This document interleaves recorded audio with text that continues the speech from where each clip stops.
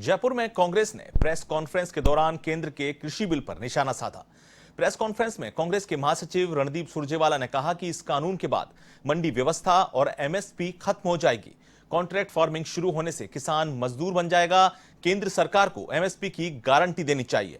वहीं छत्तीसगढ़ सरकार में स्वास्थ्य मंत्री टीएस सिंहदेव ने भी प्रेस वार्ता को संबोधित किया और कहा कि प्रधानमंत्री नरेंद्र मोदी ने 2014 में शांता कुमार कमेटी गठित की और उस कमेटी की पहली ही रिपोर्ट के अनुसार पीडीएस व्यवस्था को बंद कर देना चाहिए। इस कमेटी ने किसानों को कमजोर करने की सिफारिश की है। कमेटी कॉरपोरेट्स के इशारे पर काम कर रही है। कांग्रेस नेताओं ने कहा कि कांग्रेस अब आर पार की लड़ाई लड़ेगी।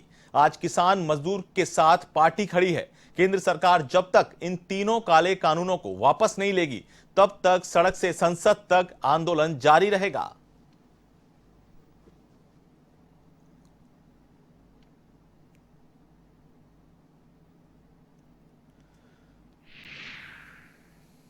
आदरणीय मित्र, मैं आपकी बात से असहमत नहीं।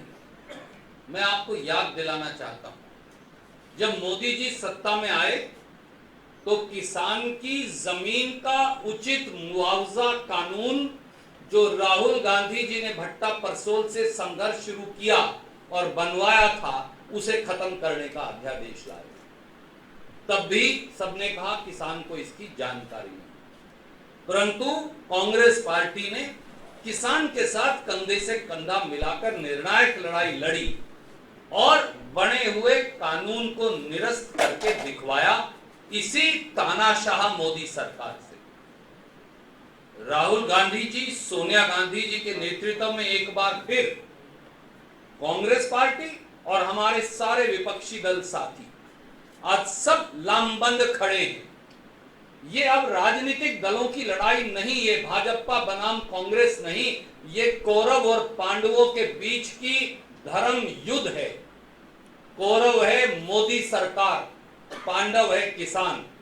कांग्रेस किसान के साथ खड़ी है, अशोक गहलोत किसान के साथ खड़े हैं, गोविंद दोतासरा किसान के साथ खड़े हैं।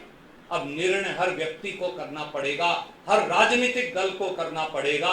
अब इस धर्म कुरुक्षेत्र के धर्म युद्ध में आपको फैसला लेना पड़ेगा, आप कौरवों के साथ हैं या पांडवों के साथ। कृषि विशेषज्ञों का ये मानना है कि ये जो 3 काले कानून लाए गए, ये शांता कुमार कमेटी जिसका उद्देश्य एमएसपी को समाप्त करने का था, 80,000 से 1 लाख करोड़ रुपए केंद्र शासन के बचाने का था, उसको लागू करने के लिए ये 3 कानून लाए गए। पहला, क्या ये सरकार देश के किसानों के हक से 80,000 से 1 लाख रुपए वापिस लेना चाहती है और पूंजीपतियों के हाथों में देना चाहती है? ये अंतर जो आएगा कृषि उपज के दामों का, भाव गिरेंगे तो ये पैसा कहां जाएगा? ये मूल प्रश्न है और इसीलिए एमएसपी की अनिवार्यता की बात कांग्रेस का शीर्ष नेतृत्व करता रहा है और उस बात पे अडिग रहेगा। दूसरी बात, ठेका प्रथा को लागू करना। इन कानूनों से होगा क्या?